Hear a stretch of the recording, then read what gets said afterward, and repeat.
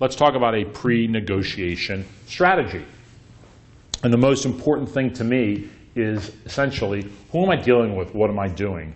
Now, we're going to talk a lot about the recent developments under the modification process and also further still under Dodd-Frank. But the question then becomes, what are we doing here? How are we going to get it done?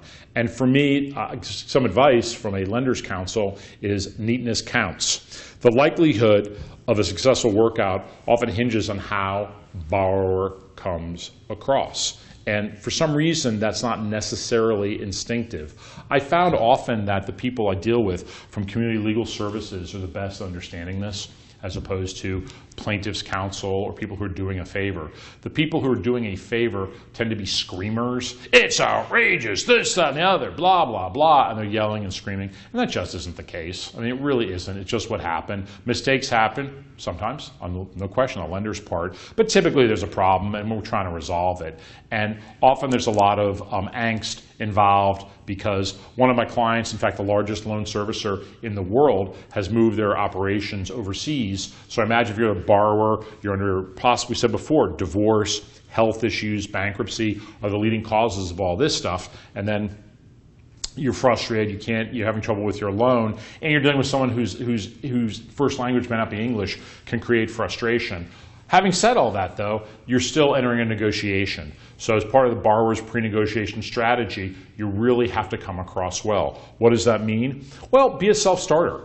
After realizing that there's any trouble meeting loans' financial obligations, borrowers should begin taking steps to minimize the fallout.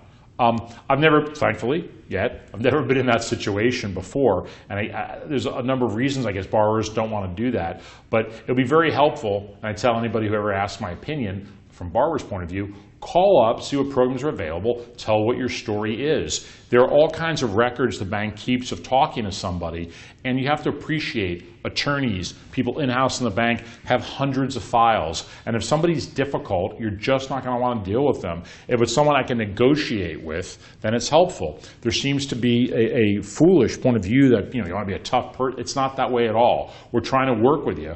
We, the lender, don't want to do this. We don't want to spend time and effort on this lawsuit, so we want to help you out. In fact, by law, we have to help you out.